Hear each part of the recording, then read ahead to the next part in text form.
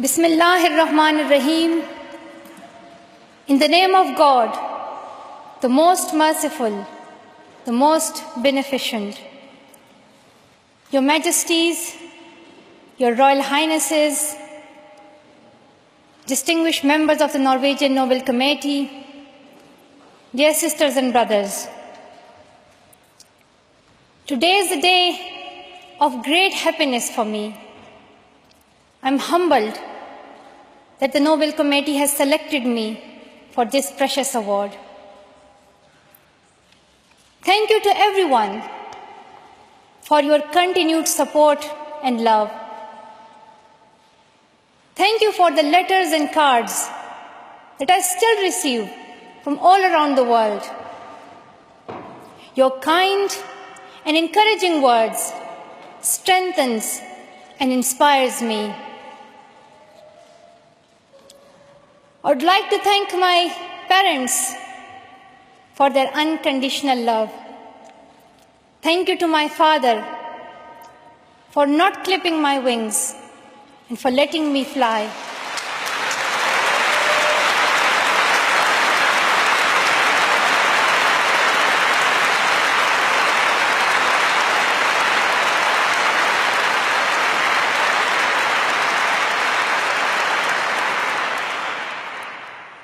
Thank you to my mother for inspiring me to be patient and to always speak the truth, which we strongly believe is the true message of Islam. And also, thank you to all my wonderful teachers who inspired me to believe in myself and be brave. I'm proud. Well, in fact, I'm very proud to be the first Pashtun, the first Pakistani, and the youngest person to receive this award.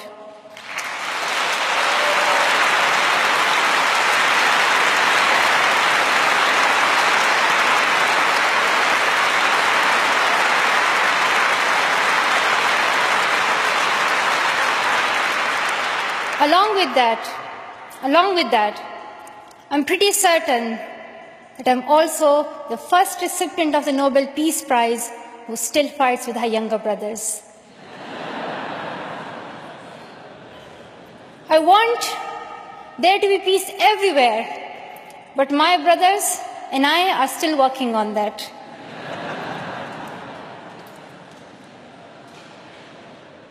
I'm also honored to receive this award together with Kailash Satyarthi, who has been a champion for children's rights for a long time, twice as long, in fact, than I have been alive.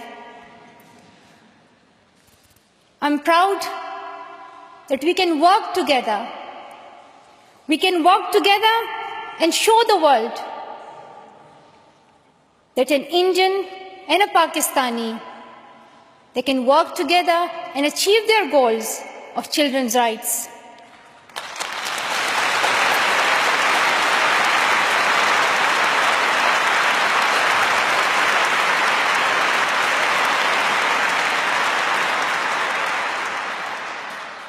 Dear brothers and sisters, I was named after the inspirational Malala Yousafzai, who is the Pashtun Joan of Arc.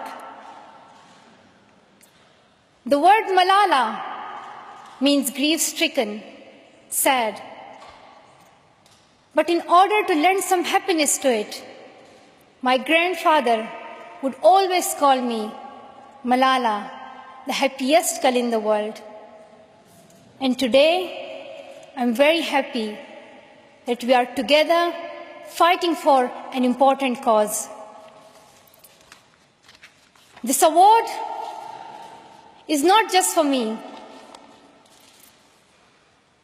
It is for those forgotten children who want education. It is for those frightened children who want peace. It is for those voiceless children who want change. I'm here to stand up for their rights, to raise their voice, It is not time to pity them. It is not time to pity them. It is time to take action. So it becomes the last time. The last time. So it becomes the last time that we see a child deprived of education.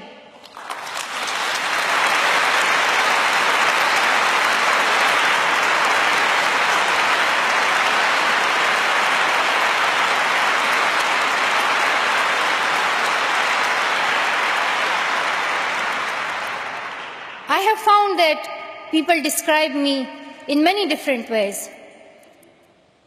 Some people call me the girl who was shot by the Taliban, and some the girl who fought for her rights. Some people call me a Nobel laureate now. However, my brothers still call me that annoying bossy sister.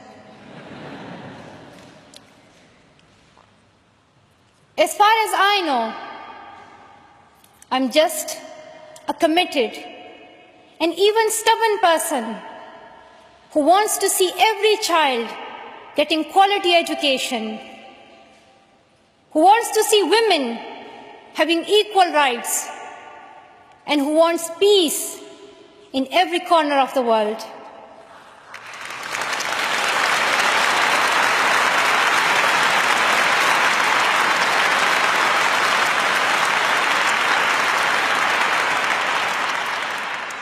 Education is one of the blessings of life and one of its necessities. That has been my experience during the 17 years of my life. In my paradise home, Swat, I always loved learning and discovering new things. I remember when my friends and I would decorate our hands with henna on special occasions. And instead of drawing flowers and patterns, we would paint our hands with mathematical formulas and equations. We had a thirst for education. We had a thirst for education because our future was right there in that classroom. We would sit and learn and read together. We loved to wear neat and tidy school uniforms. And we would sit there with big dreams in our eyes. We wanted to make our parents proud and prove that we could also excel in our studies and achieve those goals which some people think only boys can. But things did not remain the same. When I was in Swat, which was a place of tourism and beauty, suddenly changed into a place of terrorism. I was just 10, that more than 400 schools were destroyed. Women were flogged. People were killed. And our beautiful dreams turned into nightmares. Education went from being a right to being a crime. Girls were stopped from going to school. When my world suddenly changed, my priorities changed too. I had two options. One was to remain silent and wait to be killed. And the second was to speak up and then be killed. I chose the second one. I decided to speak up.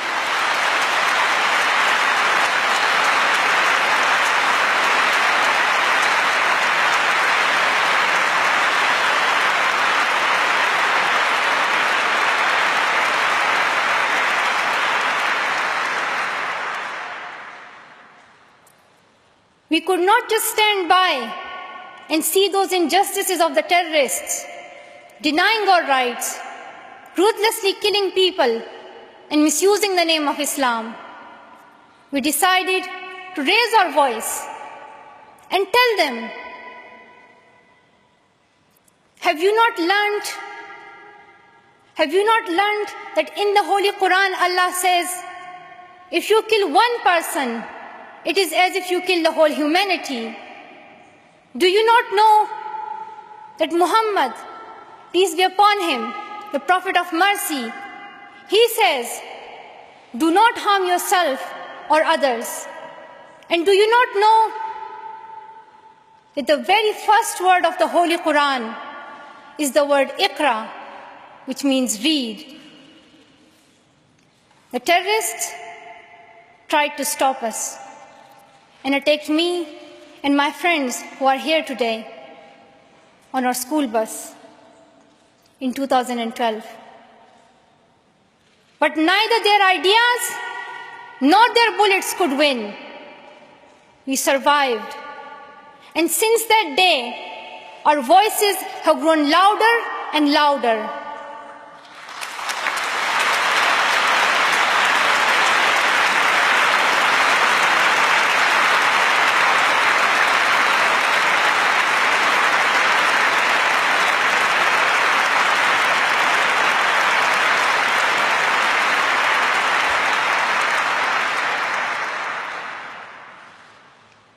I tell my story not because it is unique, but because it is not. It is the story of many girls. Today, I tell their stories too. I have brought with me some of my sisters from Pakistan, from Nigeria, and from Syria who share this story. My brave sisters, Shazia and Kainat, who were also shot that day on our school bus. But they have not stopped learning. And my brave sister, Kainat Somro, who went through severe abuse and extreme violence. Even her brother was killed, but she did not succumb. Also my sisters here, whom I have met during my Malala Fund campaign. My 16-year-old courageous sister, Mozoon, from Syria, who now lives in Jordan as a refugee. And she goes from tent to tent, encouraging girls and boys to learn. And my sister, Amina, from the north of Nigeria, where Boko Haram threatens and stops girls and even kidnaps girls just for wanting to go to school. Though I appear as one girl, one person who is 5'2" tall, if you include my high heels, it means I'm 5 foot only. I am not a lone voice. I'm not a lone voice. I am many. I am Malala, but I'm also Shazia. I'm Kainat. I'm Kainat Somro. I am Mozoon. I am Amina. I am those 66 million girls who are deprived of education. And today, I'm not raising my voice. It is the voice of those 66 million girls.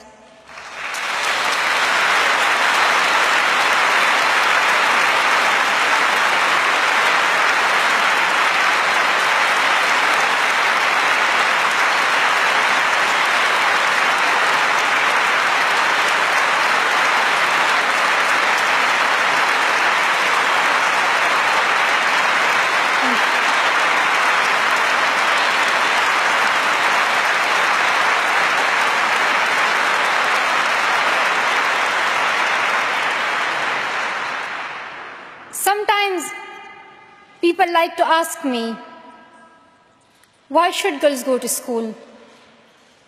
Why is it important for them? But I think the more important question is, why shouldn't they? Why shouldn't they have this right to go to school? Dear brothers and sisters, today, in half of the world, we see rapid progress and development.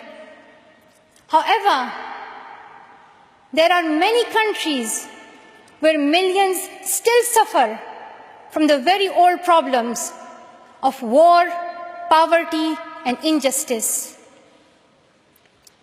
We still see conflicts in which innocent people lose their lives and children become orphans. We see many people becoming refugees in Syria, Gaza, and Iraq. In Afghanistan, we see families being killed in suicide attacks and bomb blasts. Many children in Africa do not have access to education because of poverty. And as I said, we still see girls who have no freedom to go to school in the north of Nigeria. Many children in countries like Pakistan and India, as Kailash Satyarthi mentioned, many children, especially in India and Pakistan, are deprived of their right to education because of social taboos, or they have been forced into child marriage or into child labor. One of my very good school friends, the same age as me, who has always been bold and confident girl, dreamed of becoming a doctor. But her dream remained a dream. At the age of 12, she was forced to get married. And then soon, she had a son. She had a child. When she herself was a child, only 14. I know that she could have been a very good doctor, but she couldn't because she was a girl. Her story is why I dedicate the Nobel Peace Prize money to the Malala Fund to help give girls quality education everywhere, anywhere in the world, and to raise their voices. The first place this funding will go to is where my heart is, to build schools in Pakistan, especially in my home of Swat and Shangla.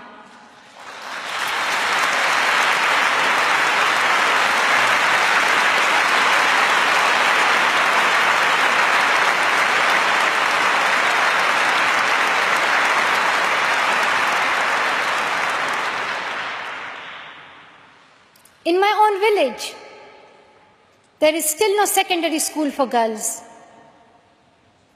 And it is my wish and my commitment, and now my challenge, to build one so that my friends and my sisters can go there to school and get quality education, and they get this opportunity to fulfill their dreams. This is where I will begin, but it is not where I will stop. I will continue this fight until I see every child in school. Dear brothers and sisters, great people who brought change, like Martin Luther King and Nelson Mandela, Mother Teresa and Aung San Suu Kyi, once stood here on this stage. I hope the steps that Kailash Satyarthi and I have taken so far and will take on this journey will also bring change, lasting change.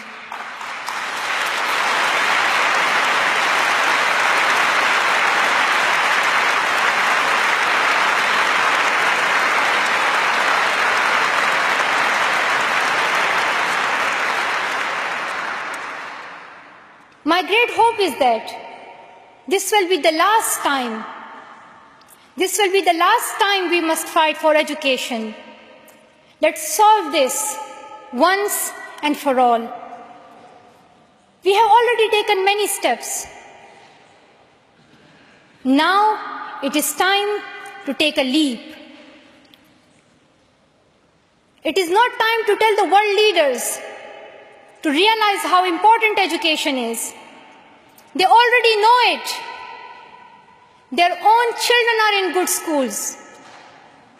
Now it is time to call them to take action for the rest of the world's children.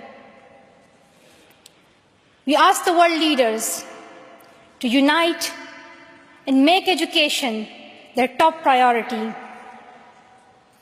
15 years ago, the world leaders decided on a set of global goals, the Millennium Development Goals. In the years that have followed, we have seen some progress. The number of children out of school has been halved, as Kailash Satyarthi said. However, the world focused only on primary education, and progress did not reach everyone. In year 2015, representatives from all around the world will meet in the United Nations to set the next set of goals, the Sustainable Development Goals. This will set the world's ambition for the next generations. The world can no longer accept that basic education is enough. Why do leaders accept that for children in developing countries, only basic literacy is sufficient when their own children do homework in algebra, mathematics, science, and physics? Leaders must seize this opportunity to guarantee a free, quality, primary and secondary education for every child.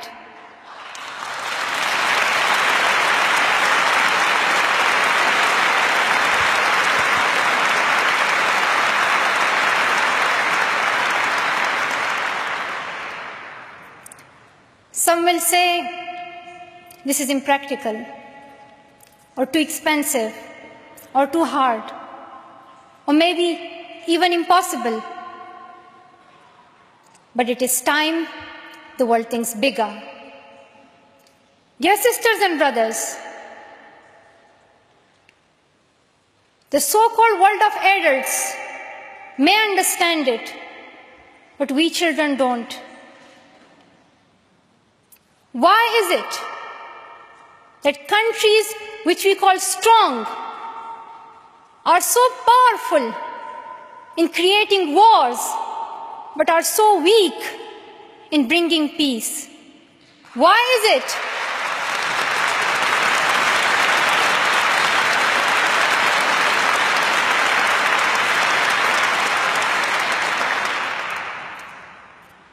Why is it that giving guns is so easy, but giving books is so hard?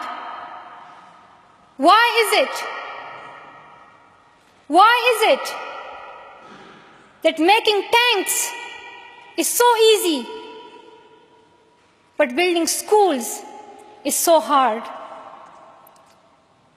We are living in the modern age, and we believe that nothing is impossible. We have reached the moon 45 years ago, and maybe we'll soon land on Mars. Then, in this 21st century, we must be able to give every child quality education. Dear sisters and brothers, dear fellow children, we must work, not wait. Not just the politicians and the world leaders. We all need to contribute. Me, you, we. It is our duty. Let us become the first generation to decide to be the last. Let us become the first generation that decides to be the last, that sees empty classrooms, lost childhoods, and wasted potentials. Let this be the last time that a girl or a boy spends their childhood in a factory. Let this be the last time that a girl is forced into early child marriage. Let this be the last time that a child loses life in war. Let this be the last time that we see a child out of school. Let this end with us. Let's begin this ending together, today, right here, right now. Let's begin this ending now. Thank you so much. Thank you.